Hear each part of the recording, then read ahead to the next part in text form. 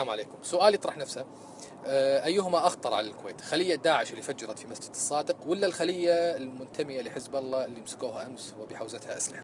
لما نتكلم عن الخطورة ما نقصد فقط الضحايا، لأن الضحايا طبعا الضحايا اللي وقعوا على يد داعش أكثر. هذه الخلية اللي صادوها أمس ما وقعت على يديها والحمد لله أي ضحية إلى الآن.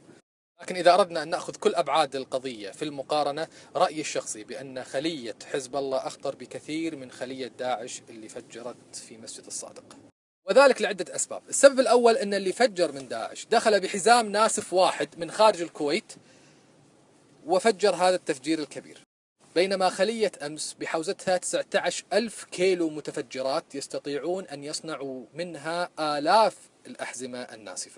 السبب الثاني أن داعش أعلنت عداوتها للكويت واستهدافها للكويت، فبالتالي هو خطر متوقع، بينما حزب الله قبل أسابيع زعيمهم يؤدي التحية للكويت. ووقوع الضرر من طرف يتظاهر بأنه معك وأنه يحييك أخطر بكثير من وقوع الضرر من طرف عدو لك وأعلن عداوته لك. السبب الآخر أن في الكويت إجماع مجتمعي على رفض داعش وإدانتهم، ولا يجرؤ أحد على التصريح بتأييدهم، بينما حزب الله العكس.